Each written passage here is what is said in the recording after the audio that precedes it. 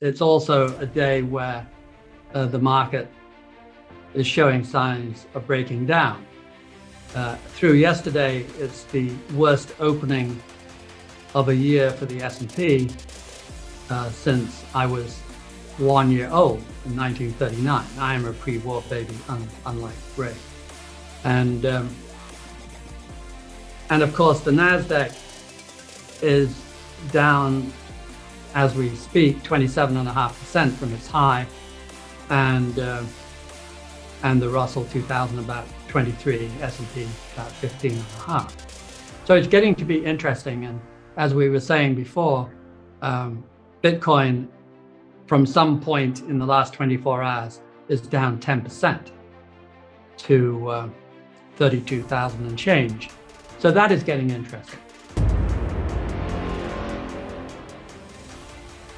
And ARK, Kathy Wood's wonderful instrument, is back to it where it was in 2018. I'm not kidding. It is back below this entire event now, which is quite remarkable, down 75% from its peak, as is AMC, down 75% from its peak, and the other meme stocks are in ragged disarray. So this is the real McCoy, seems to be playing out pretty close to 2000. Considered myself a fairly serious amateur historian. And what I've done in bubble territory is I don't try and build models to explain every day, as you guys do. I focus on the 4 great bubbles, which are characterized by nearly hysterical behavior, really seriously weird over-optimism, which is very rare, and which are characterized by accelerated price moves on the upside, and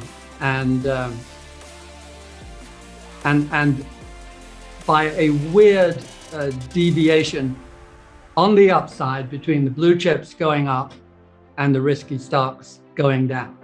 And that is rare as hen's teeth. It happened brilliantly in 29. It happened during the year 2000, again in spades, with the S&P X growth continuing to go up through September of 2000, and the growth stocks basically going down 50%, and the internet stocks dropping maybe 60, 70% by then.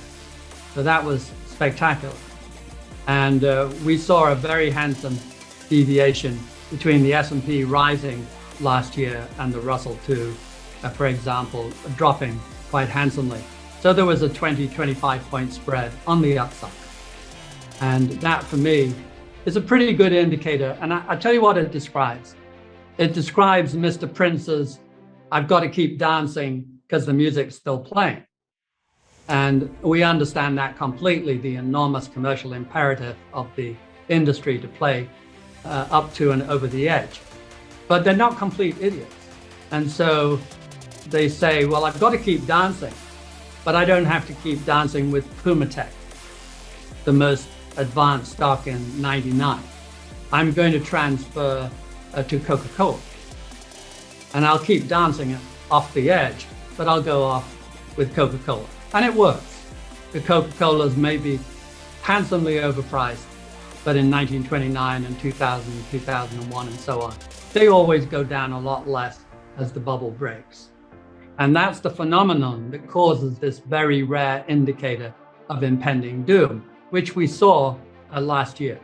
And so by early this year, it seemed clear to me that this was not only the real McCoy bubble, which had been clear for a year or so in terms of pricing and enthusiasm, but it had triggered this very rare indicator of impending doom, in other words, now.